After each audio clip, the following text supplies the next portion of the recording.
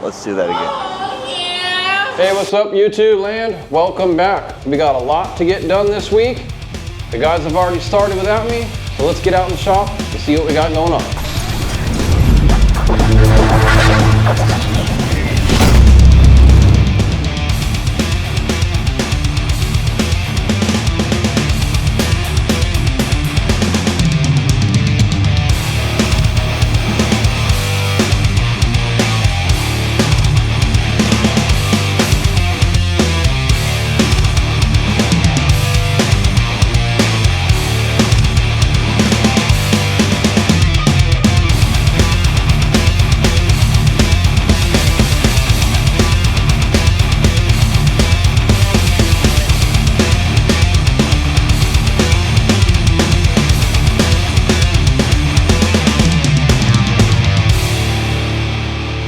All right, we have Tim Martinez's hood here, and we have it leaning against the lift because I have to work on the inside. And the reason we have it leaning up against the lift is I don't want to put it upside down on a stand because the weight of the hood could sit on the rungs of the stand and create marks. So this is the safest way to do it. We have blocks of wood so it's not on the ground, and I have a whole bunch of blankets back here against the lift so it's nice and soft.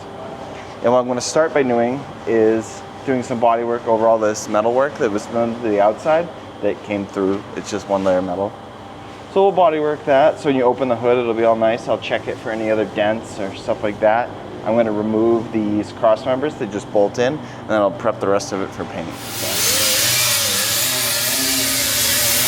So Victor's got the inner fenders for Steven's truck, or one of the inner fenders. The engine will sit here. And because there's a lot of really funky shapes and crazy stuff, there's like a lot of really nasty ripples, I guess you'd call them, where all the metal gets pinched together because it's so shaped, and it's got a lot of different bends and stuff, and it's got holes cut from the intake. So he's grinding all the welds down, and then he's going to body work it.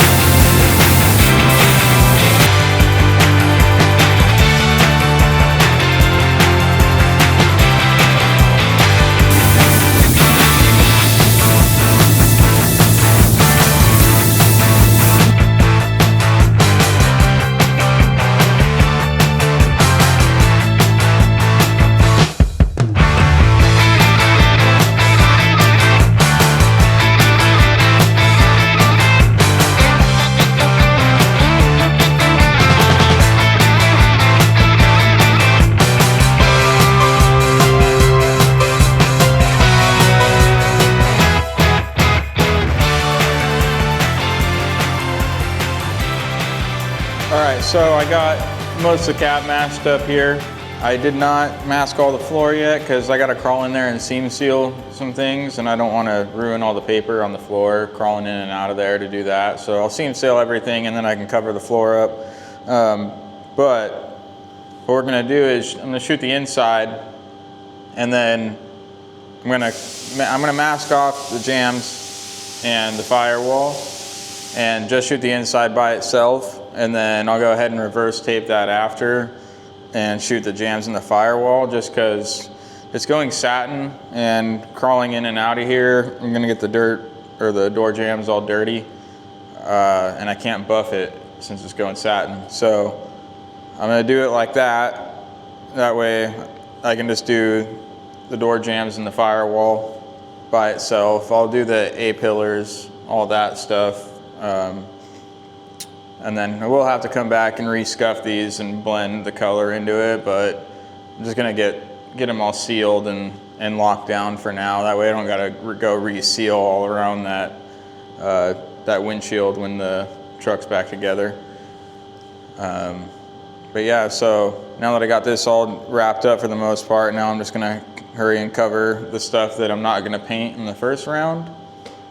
and go from there. Then I'm also gonna do the insides of the doors too at the same time as the interior, because when the door's shut, it butts up against the dash. So I want the sheen and the color to match right there perfect. It's going tri-coat white, so when you shoot tri-coat whites, you want to try to spray everything together as much as you can, because it can just change so much when you go and start putting that pearl coat on there. So I'm gonna do first batch inside of the cab, back sides of the doors. Second batch is gonna be door jambs, firewall, inner fenders, the bottom of the hood, the radiator, core support cover piece, and I think that's it. And yeah, inside of the fender jamb. So that's what it's gonna be like.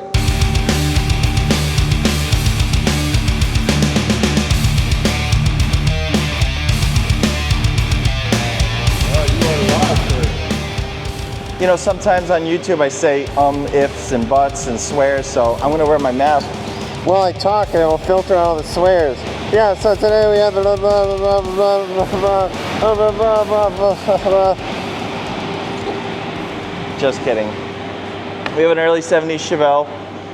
It's here for collision damage. It was hit in the back, and like any old car, there's always more damage than you see. Where the quarter was hit was a whole bunch of rust, and I actually have the piece right here. There's a whole bunch of rust and old holes that had been filled that weren't supposed to be there, and it wasn't treated on the inside, so a big mess. But with a 50-year-old car, what do you expect? So I made this piece, and yes, I don't have the cutout for the marker light yet. I'm gonna actually fit the marker light and then cut it out so I know the hole's perfect. So that'll be my rough shape. I'm gonna tack it in. I'm gonna make sure it's straight with a quarter. As I weld it, it's gonna shrink from the heat, so I'm gonna stretch it back out with hammer and dollies. And I have to make another piece in here, and it'll be a really nice repair. And when I open the deck lid, it's all open back here, so I'll be able to get back in here with epoxy and an undercoat after and treat it, so then hopefully it won't look like this in 50 years. It'll look brand new still. Maybe 45 years, we'll see.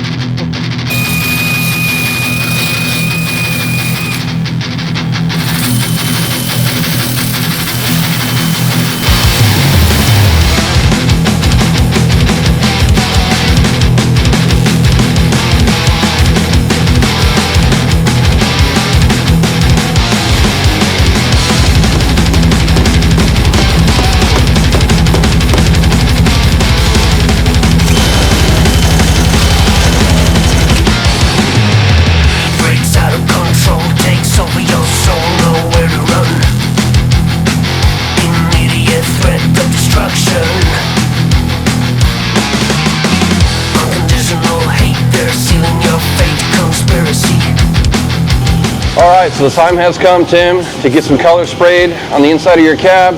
I hope you're excited. We're definitely excited to see this. This is going to look really, really cool. We don't normally do satin paint jobs, and this being a 3-stage pearl, it's going to really set this truck off. For supremacy, you can't deny. Fueled by agony to realize. Hate, rage, shame. In the ministry of something now. Final legacy, you realize. Hate, rage, in the arms of Magna.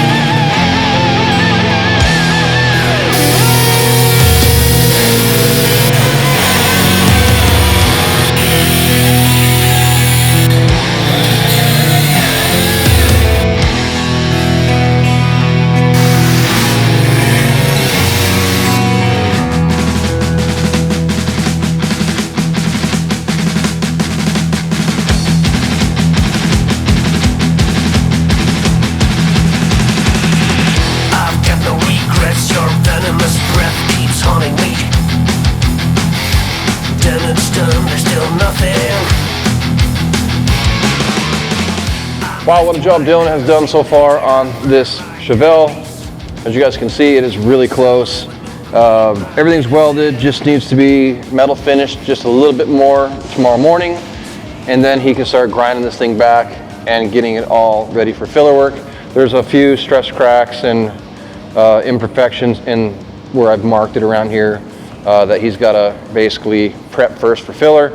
Then he'll get this thing skimmed up, blocked out, and before you know it, it'll be in primer. Just a quick update here on Victor's truck. We got the back of it looking really, really good. These lights are going to have to be slightly modified. It's something we kind of knew we were going to have to do.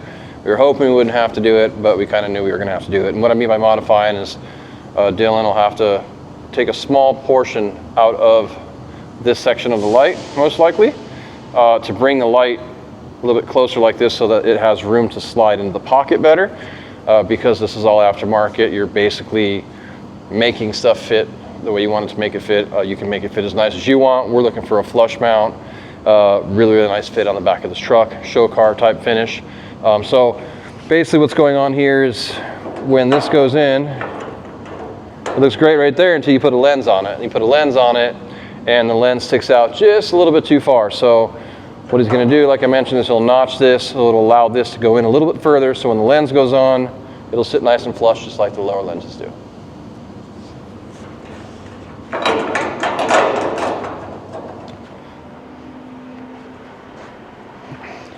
All right, Tim, we got some color on the inside of your cab today. It actually came out really good. I am stoked for you to see this. I can't wait to see this out in the sun. It just takes me back about 15, 18 years ago when I used to paint a lot of cars for the Cadillac dealership out here in Arizona. I remember going to the lot one day to drop off a car, and there was a CTS-V, one of those two, that they had sanded the car down, the original clear coat on the car, and shot it with a satin clear over top. And let me tell you, that pearl popped like no pearl I've ever seen in my life. It just looked absolutely amazing, and to this day, I have always wanted an opportunity to do something like that. Now we have an opportunity to do that here at the shop with Tim's C10. I think this thing's going to be killer. I really think it's going to look amazing out in the sun. I can't wait to see it out in the sun. I can't wait to show you guys. Tim, I can't wait for you to see it.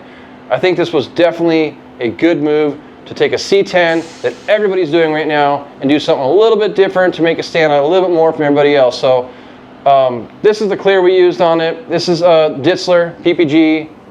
This is the same stuff I sprayed on my dually roof and the under hood panels. We sprayed it on a couple other jobs. We really like the way the stuff sprays. So that was our clear of choice. A couple coats of this that lays down, looks nice and smooth. But like any satin clear, it's a spray and pray kind of process. Lay down a couple coats, you walk away. You can't stand and buff it, so you hope you don't run it. You don't want to get any dirt in it. So it's just basically, like I said, I call spray and pray. You spray it, you unplug your gun, you go home, you come in the next day and you go, wow, that looks great. Well, at least that's what you hope you're going to say. But anyway, before I get out of here, don't forget, guys, we do insurance work. We get dents, dings, scratches. We take care of all that. We also can handle your claim with your insurance company. All you got to do is drop off the car with a claim number. We'll get an estimate written up, send over to them, and we can take care of it from there for you guys, so you guys can move on about your day without worrying about your car, and we'll get you all fixed up and back on the road. Don't forget to like and subscribe, guys. We'll see you next time on the next episode.